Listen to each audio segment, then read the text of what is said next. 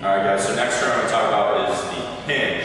So this differs from the squat just because there's less knee flexion going on and more torso bend, so that you can actually load up your glutes and hamstrings opposed to more loading up your quads.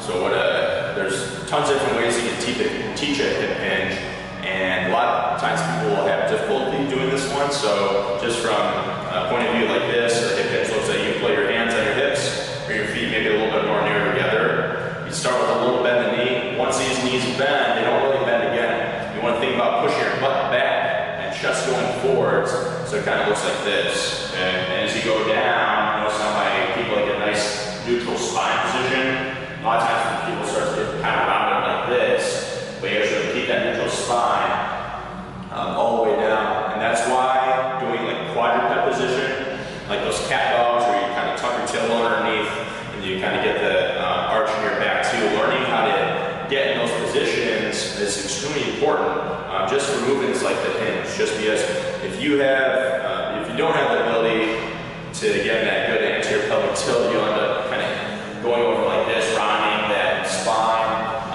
But what you want to do is make sure you have a little bit of anterior pelvic tilt as you kind of go down, so you can actually load up the glutes and hamstrings. Because once you get in this position, everything kind of I don't want to say turn off, but you kind of get a compromised position. So from here, my glutes and hamstrings feel engaged.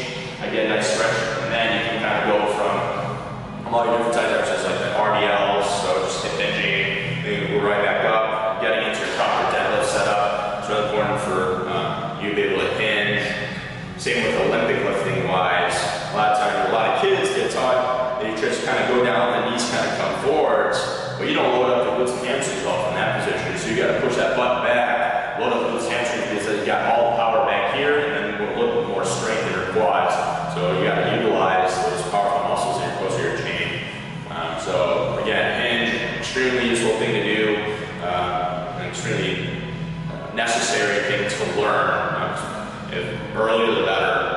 I definitely teach a lot of my younger athletes to hinge from a pretty early age, just because they'll continue to kind of build upon them, and they'll most likely develop better motor patterns and moving patterns going on during their life. And one last thing about the hinge: if you have difficulty teaching it or kind of doing it on your own, try either, if you have a dowel rod, you can kind of put it on your back. Just make sure as you go down you maintain a good spine position. But another thing you can do is actually grab a little kettlebell like this and put it behind your back so that your knuckles are touching your butt. What this allows you to do is kind of pull your shoulder blades back into, so you get a little spinal extension, then start from the hinge. So this actually kind of helps regulate your hinge, or helps teach you. So a little bit of knee, and I basically automatically have to push my butt back and have my chest go forward, just because the position of my arms in. So it's a little teaching cue